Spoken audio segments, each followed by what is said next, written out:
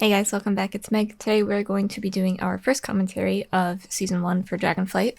This is a 20 Fortified Temple of the Jade Serpent. Unlike past commentaries that I've done, I am going to keep all of these commentaries at level 20, just for consistency's sake. Any keys that you guys want to see that are pushed further than 20 will probably be on my Twitch, or I can upload them without commentary to YouTube if that's something you're interested in. Please let me know. But starting out, we are going to spread our Renewing Mist, drop Phaline, and pop Chi for that first AoE damage going out. You are able to line this, but honestly, it's fun to heal these mobs. I like these a lot.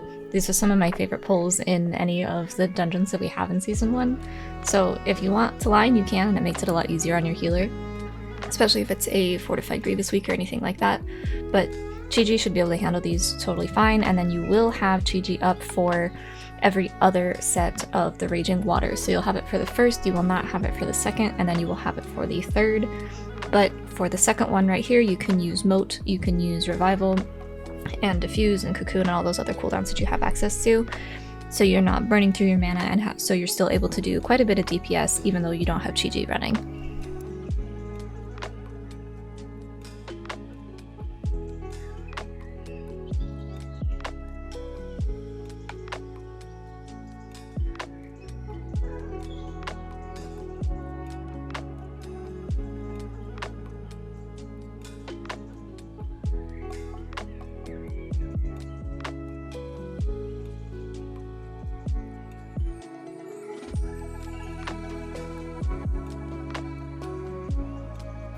We do have Chi up, but we are not going to be using it here because we want to save it for the next water elemental that we have to deal with. Most of the damage we are taking in this pack is from Splash from the droplets, and that is going to be mostly taken care of by Ancient Teachings and the occasional Instant Vivify or Vivify Cleave through Renewing Mist.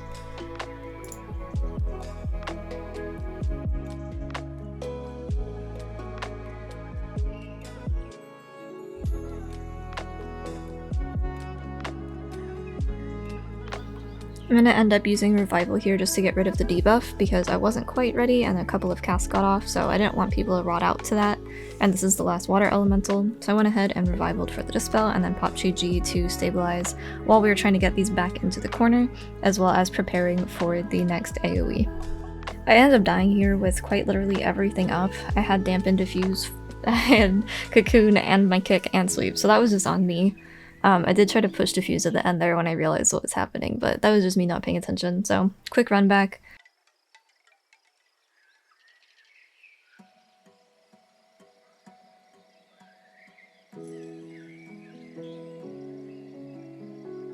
Just for time's sake as well, I am going to be cutting out irrelevant bosses and packs. Like this boss, there's nothing really to it other than dodge the water and do kicks, so we're going to cut that out and skip ahead to the next section of trash in the library area. Coming into this pack, we're going to open up with Phaline and get a couple of Rising Sun kicks off to extend our HOTS. I got Throw Torch there, which you can diffuse for damage. I went ahead and popped that right away. I'm going to heal through the rest of this with Chi, mainly because I don't need to Dispel during that cooldown and I wanted to save it in case someone else got it.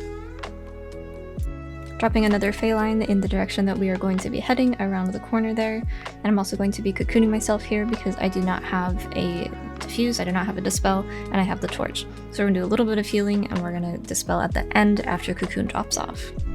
It is a Sanguine week, so you do have to be mindful of where you're putting your Phaline a little bit more than usual, just because you are going to have to deal with the fact that the pools will cover your line and you're not going to be able to stand on it. That being said, we still get a lot of resets. It's not really that big of a deal, if we're being completely honest. You do just have to be a little bit more aware of your placement of them than you usually are.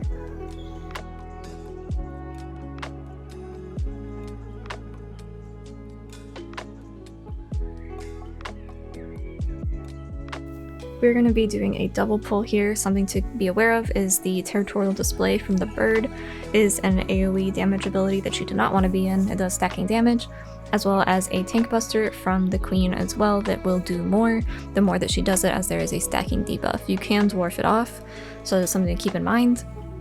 But generally that's going to be something you want to pay attention to for your tanks, as well as the Haunting Gaze from the Sha and the Haunting Scream from the Sha, which is a kick.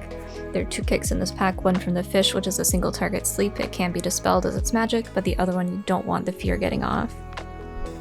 She didn't take a step out of the Sanguine, unfortunately, so she's going to heal to full, and we are just going to go ahead and pull her onto the bridge. We don't want to pull this into the next pack because those are a lot of Lieutenant mobs, and a lot of them have a lot of damage for the tank, so we're just going to kill her solo. It's a little bit of a time sink, but it is okay.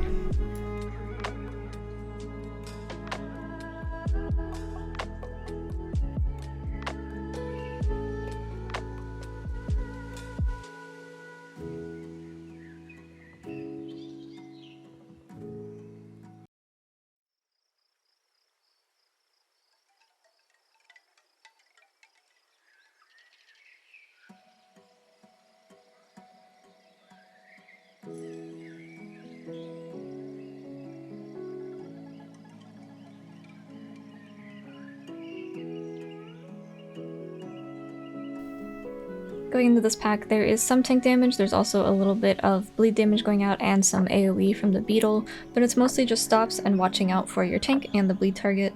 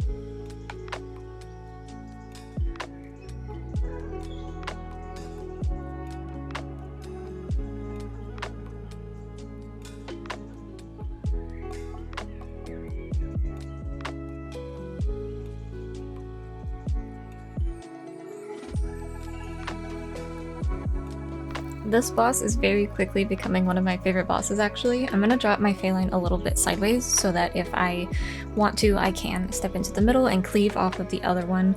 We're not really supposed to cleave, but as a healer, I am making an executive decision to keep my group healthy. As long as you don't run the stacks up and as long as they drop off before it's actually time to swap, then it's fine.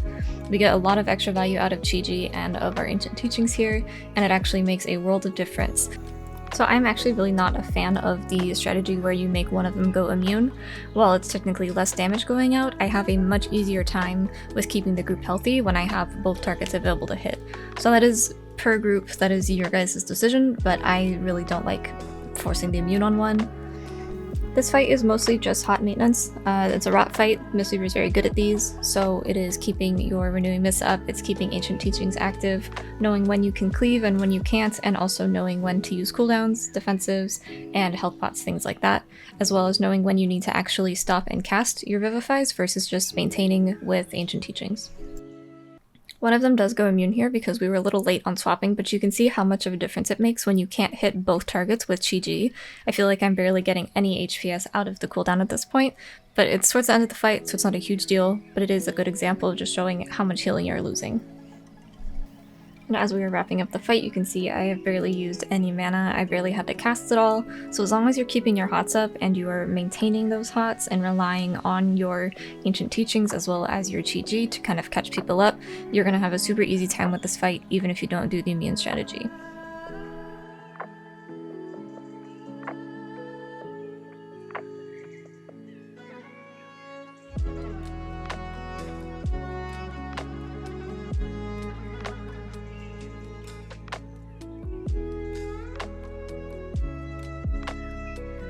For this, we are just watching out for the frontal, for the ground effect from the Guardian, and from the kick on the Mistweaver. The summon Sha is the same Sha that we saw earlier, they will blow up when they die. And then the Touch of Karma that goes out is a decurse, and we do have a druid in the group, so it's not a big deal. It's not really a big deal if you don't have a decurse either, it's just a little bit of healing you have to do that is not going to kill them, but it is just going to take a bit of mana.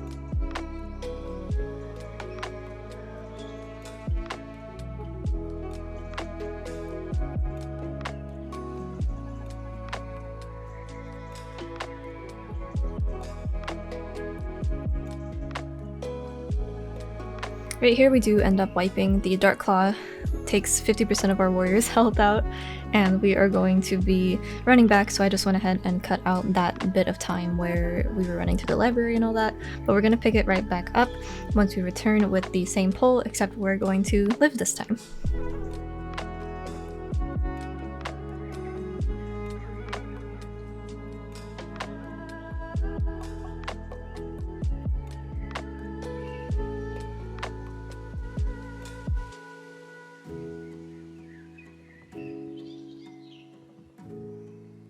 We do unfortunately end up losing our Warlock here. We are going to go ahead and just Brez her though, because we are looking a little bit scary on time, so we want to keep this rolling as much as we can.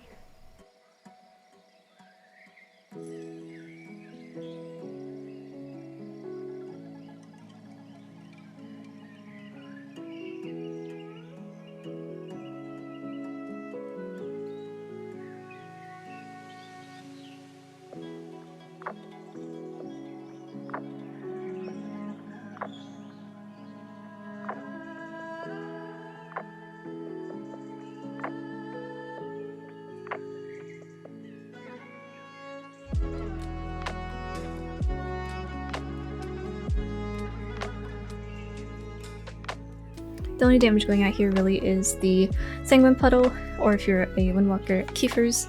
That is one of the main reasons why I really don't play Windwalker, is that ability. He accidentally had Skyreached himself into that frontal there, but other than that, it is just the little Shaws blowing up.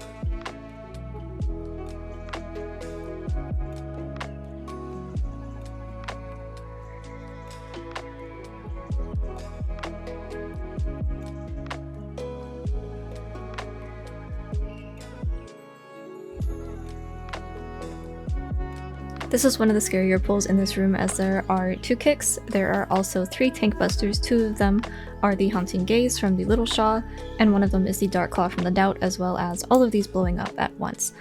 Those deaths were my fault. I thought that I had revival and I didn't, so that was on me. But normally you could use Bird here, or you could also just use defensives and throw Cocoon out.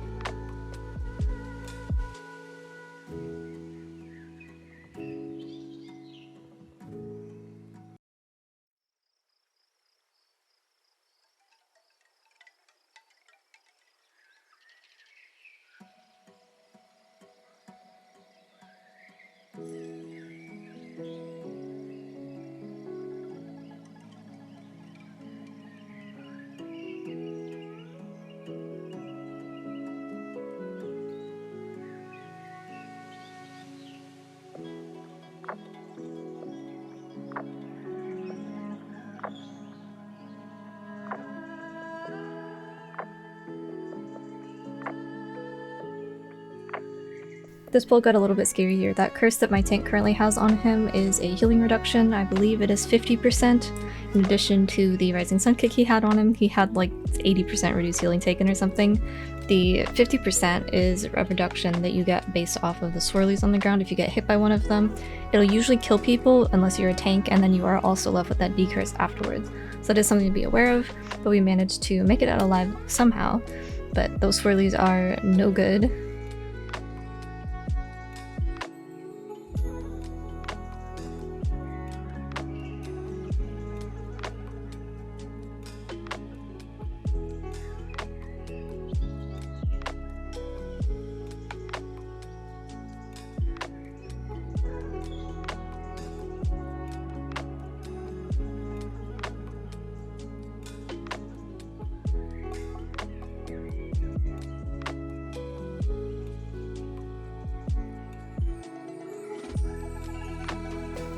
Prot Warriors can spell or effect every other Serpent Strike here. So this first phase isn't super scary, it's just a magic debuff and you have to get out of the swirly. And then you also have phase 2, which is the Jade phase, and that is the scary part. That is the heal absorb portion of the fight.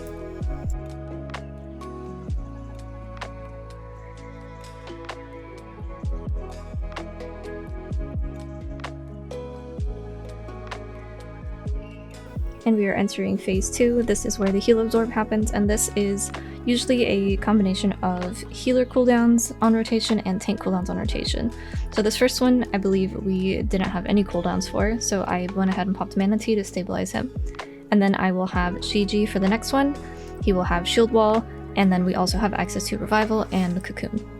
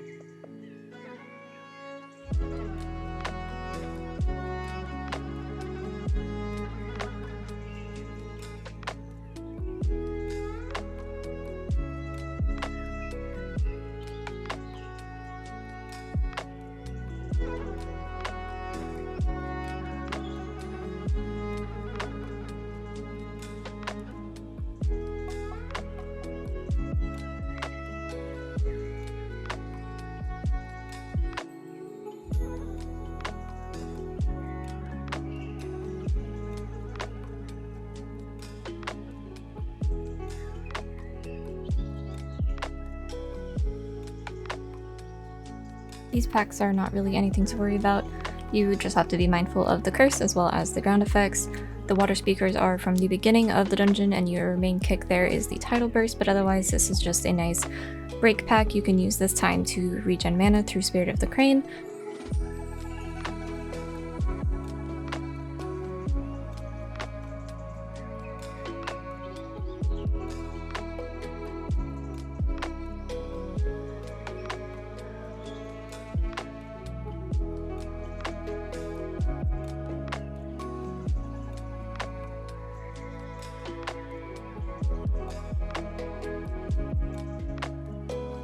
A lot of what I'm doing in these packs is just maintenance healing and mana conservation. I have a lot of mana right now, but I do want to make sure that I am conserving it just because I don't want to waste time drinking as we are a little bit low on time.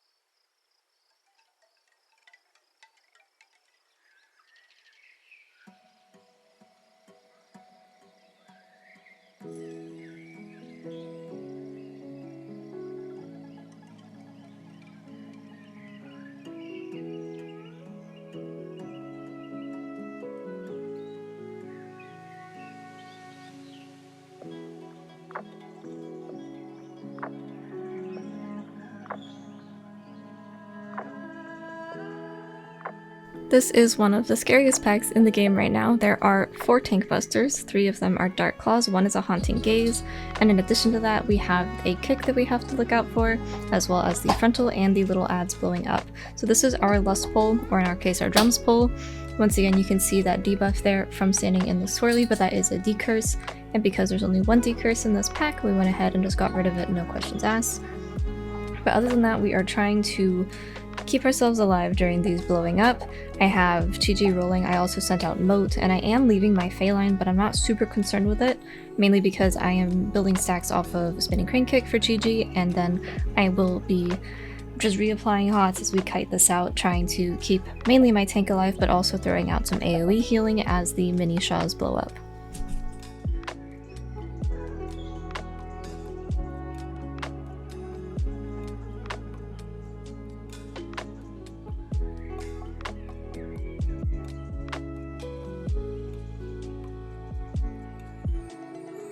Right now our Warlock is actually running outside to go swap specs. I was really surprised that we did this. I was worried about the time. This is doable without the second dispel, but it does make it much easier, so I went ahead and just cut out that part where she was running out and then came back in, and now we are pulling. Having Gift on this fight is excellent because you will have Bird for every ad phase. It also helps during the debuff portion if you do not have a second dispel, although I generally recommend holding Chi for the AoE set just because there's a lot of damage going out there and it is less predictable than knowing who the debuff's on. So we're going to go ahead and put our backs towards this urn thing, and that way our spirits are going to stay relatively close. I will pop Chi, and then we're going to go ahead and start applying our HOTS and then building and spending teaching stacks for the big bursty healing on AoE.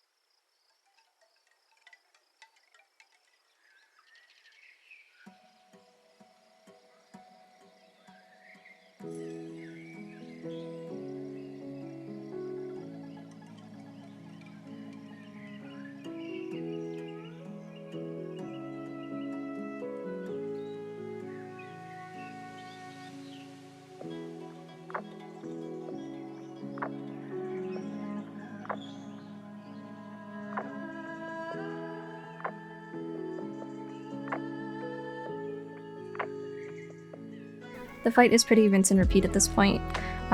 Once again, Chi during the ad phase, and then instead of doing the build and spend stacks of teaching Su Blackout Kick, I'm actually just going to spin this time because I am not on my Phalan and I didn't have a reset, but that works just fine as well. It's just going to be a little less bursty and a little bit more maintenance.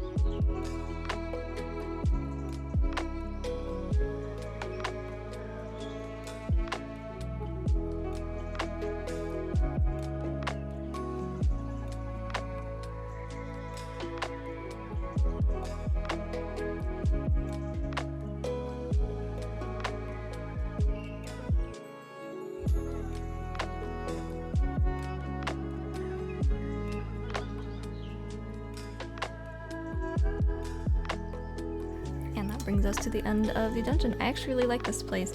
This is probably one of my favorite dungeons to heal so far.